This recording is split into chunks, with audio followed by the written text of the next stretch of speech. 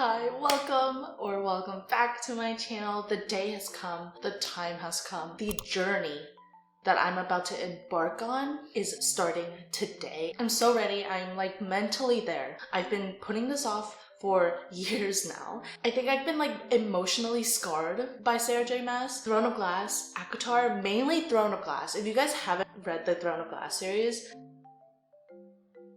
mentally prepare yourself before you read it, because that series, I'm not the same. My brain chemistry changed after that series because I have never been so attached to characters. I think it's the shared trauma of every single one of those characters with one another that I'm just so in love with. But then that also is the reason why I'm so traumatized with her series, and I've been putting off Crescent City, her newest series, for years now. I have not read the first one, definitely have not read the second one, and the third one just came out today, January 30th, 2024. I think I'm finally ready. It's been years since I've read Throne of Glass, and emotionally mature enough now. I know there is gonna be some shit in there that I want to know. Unfortunately, I do not have my physical copies of the first and second one. They're in my moving pod. It's okay, because your girl has a Kindle.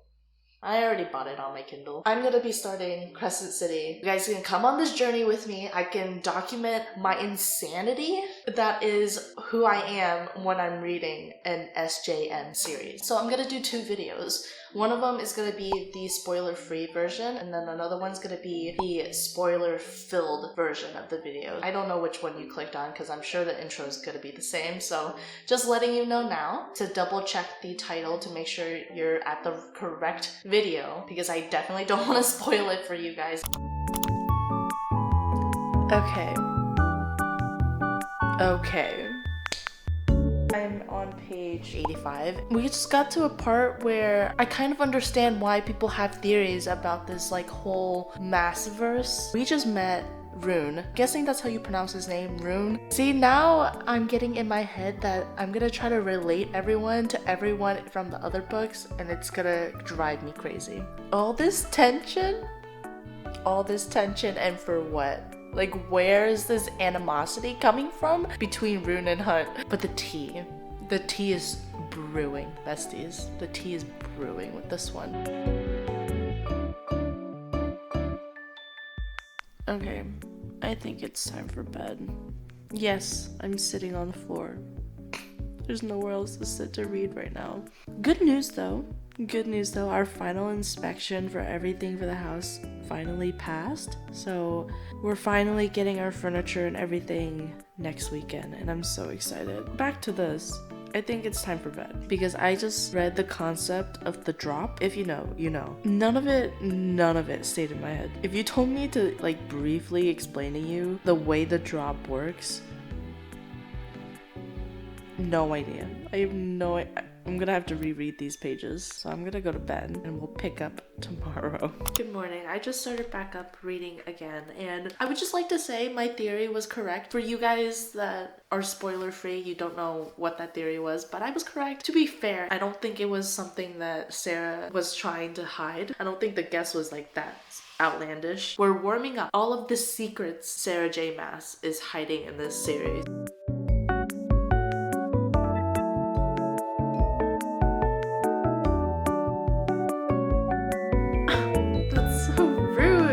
That is so rude. Enough with the name calling. Leave my girl Bryce alone.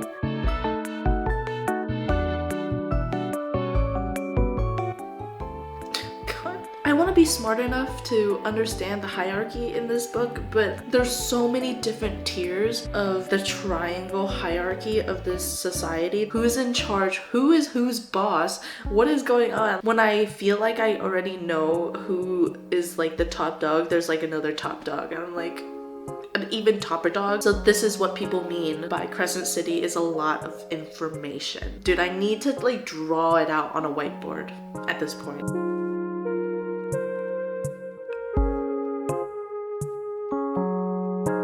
I'm so sad. I feel like Bryce in the little bit of, okay, I guess it's not that little bit, I've read 100 pages, but all of the things that Bryce has gone through in this short amount of time, I feel like She deserves to be taken care of. No one's taking care of her. What do people expect? For her to act like an angel after all of the shit that she went through? I feel like she's so alone and it breaks my heart. Also, if you guys have not read the synopsis of Crescent City, do not. Like, go into it blind. I feel like it's a lot more, I wouldn't say enjoyable, but more shock-worthy and get your attention if you don't read the back of the book. Like, all you have to know is the main character's name is Bryce, and that's it. Just go into it blind, because I think the synopsis ruined a really big scene in the beginning of the book that like snowballed Bryce into what she's gonna do for the rest of the series. So that needs to be a secret, and when you find out what that is, it's gonna be a lot more shock-worthy than if you already know that it's gonna happen. If you haven't read the synopsis yet, don't read it. If you guys read any other series from Sarah J. Maas, you know that she kind of has this habit of finding a saying or a word and really sticking to it for the rest of the series, and I feel like I have one or two ideas of what I'm gonna be hearing or reading a lot. You know how Akatara was always like, my mouth dried, or he growled around a glass. It was territorial fey bastards. That was like said a lot in that series. This one, I already have a feeling what I'm getting myself into. It feels like the lighting is really dark. Give me a second. Is that better? I think the last part that we left off was when I was just kind of reading and giving you my little takes on the part that I was currently on. So I'm on chapter 27, page 274, and it's crazy to say that it's only 35% into the book. Like, this is a fat book. I don't even know where to begin. It's not that I'm not enjoying the book. I am enjoying the book, but it is taking me a lot longer than I anticipated. Granted, I was filming other videos and reading other books, but I'm not feeling myself getting dragged into this world like I usually do with Sarah J. Maas, but I am enjoying it because the content of it is interesting. This feels more like a mystery book, not like a Sarah J. Maas fantasy. And I think it's a little bit off-putting because it is an urban fantasy. I'm not used to those. Like, what do you mean they're texting each other? It's interesting, but I'm not loving the characters, and I'm not finding myself really caring about figuring out this mystery. I don't know. I feel like that's a little disappointing. With all of that being said, I know that Sarah's books are very different when it comes to the first book and then the later half of the series. Throne of Glass and Akatar. The first book is completely different than what the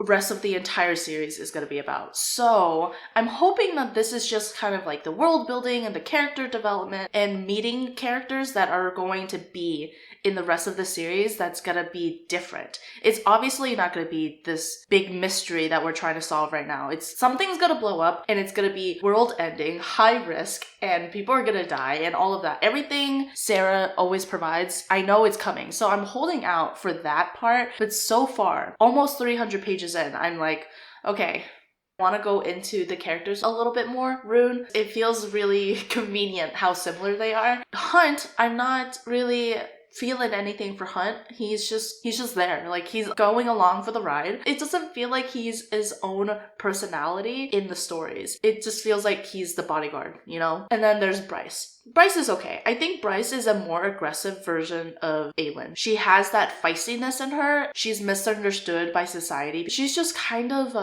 defensive, and I feel like sometimes it's justified and other times it just feels too mean. The characters are okay. I'm not really attached to them. To be fair, I'm not that far into the series, so am I enjoying the book? Yes. I think it's kind of common knowledge that Akatar has the dramatized audiobooks, but did you guys know Crescent City also has the dramatized audiobooks? Music to my ears.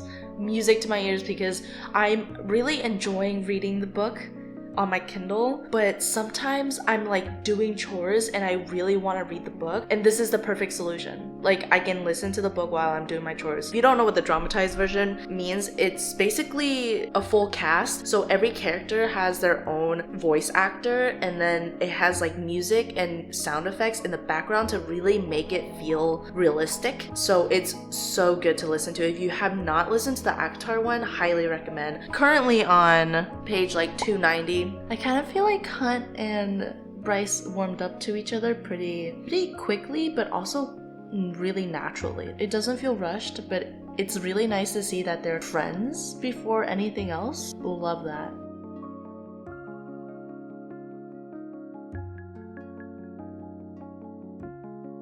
Okay, did I speak too soon? Did I? Bryce is really giving kind of like Gen Z attitude right now. Bryce is really giving. She would make TikToks and she would shoot the shits on TikTok just like you were talking to your bestie on FaceTime.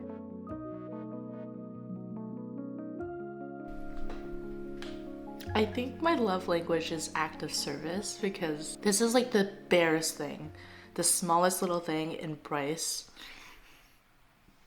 did it, and it just makes me feel like, oh, like she's so good. Love Sarah's characters because there's always some type of act of service that makes you fall in love with the characters. Without fail, Sarah J. Maas always makes every single character in her series beautiful. Like everybody is just beautiful. Like, where are the ugly people? I'm just kidding. But so far, I think I'm getting more into it because now it's getting more conspiracy theory and legends and stuff, and I love that shit. I love that shit. Crazy I'm not even halfway there and I'm already past 300 pages.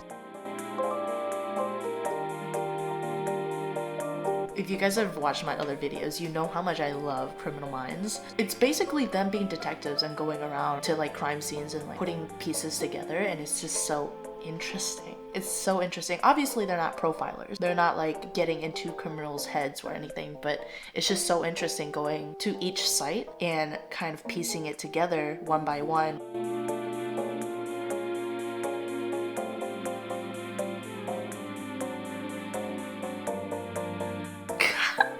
The little things, I swear to you.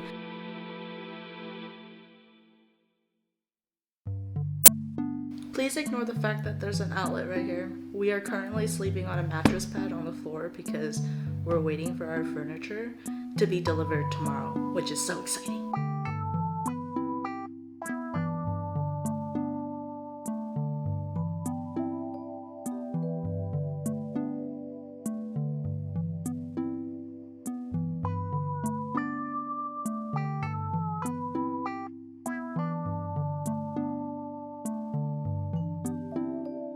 I love their friendship. I love how they can open up to each other and how natural it feels. It doesn't feel like they're forcing themselves to open up to each other. Shut up. Sneaky! I don't know why it's taking me so long to get through this book because it's not even bad. Like, I'm enjoying. I think it may be because this book is so information filled that you need to take your time with it. I don't think this is a book that you should binge. I think you need to actually take the time and think about what you're reading and process it. So it's taking me a little bit longer to read per page, and then also I'm not binging like 100 pages a day, but I am enjoying it. I'm enjoying the mystery aspect of it. I just think it takes a little bit more brain power to get through this book, which it's okay. I think I understand the hierarchy a lot better than I did earlier in this video. I could not fathom all of the different tiers of superiors or whatever you want to call them. It was so much, and it was so much to take in and understand because it's not the norm. I like how there's so much world building, there's so much politics that goes into it. This is kind of building up to the rest of the series. I have a feeling that it's going to be so much bigger than what meets the eye, so I'm super excited about that. I'm on page 466 right now. There is literally 799 pages of this book. I still have a good bit to go until I reach that last 100 pages of every Sarah J. Maas book. On happier news, I recently saw something on TikTok saying that someone saw ACOTAR 5 being edited on Goodreads. What was edited? I don't know. What does that mean? Are we getting a release date soon? Lahaba is probably my favorite character right now because she's just so cute. She's adorable. I don't really care about their romance. I couldn't care less at this point.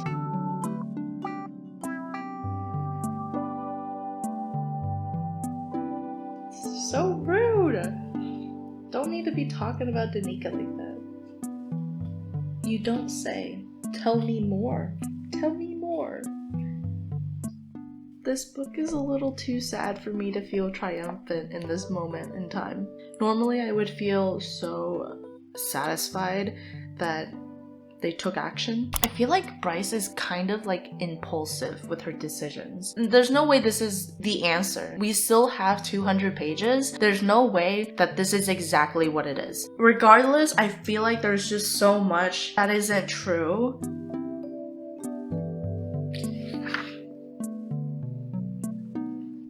That's it. That is all what the summit is. There it is, ladies and gentlemen. About 100 pages left of this book and shit is about to go down. Yeah, Bryce. Emotional damage. This is what this book is. It all builds up to this. I'm being dramatic. It didn't build up to this. But I'm so sad right now. This scene right here is the only time in this whole entire book that I feel like Bryce is a bad bitch. She's cool and all, but right here, she's a bad bitch. All right, I'm recording now because I think we're about to figure out a really, really big secret and I want to show you guys my reaction.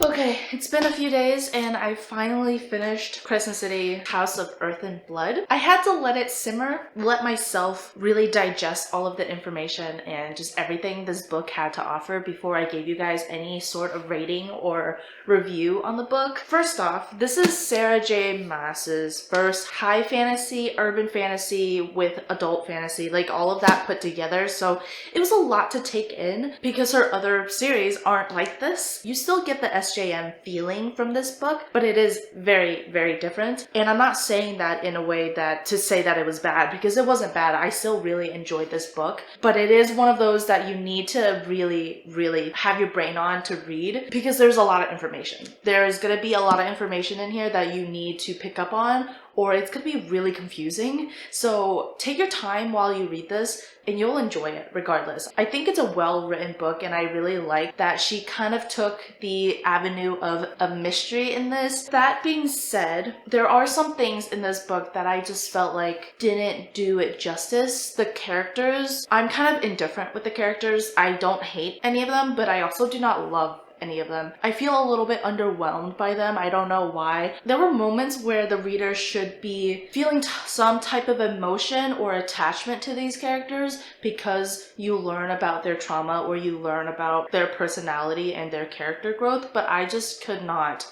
care enough. I knew to be sad for Bryce and I knew to be upset for Hunt, but I didn't actually feel it in my heart. You know what I mean? Like, does that make sense? I'm not upset with how this book is because it is the first book in the series, but you follow this half human, half fae girl named Bryce, and this is urban fantasy. So think present day. They have cell phones, they go clubbing, there are drugs, there's alcohol, but then there's also the fantasy aspect of fae and vampires and werewolves and other types of magical beings. There's a lot of hierarchy in the authority. Definitely take your time while you're reading that. But overall, it was fun. It was something new. It's a lot of information, that's for damn sure. The one thing I did feel a little bit about was the constant POV changes. It's not in first person, so you're not in Bryce's head or Hunt's head, but you follow the characters. So the narration would go from,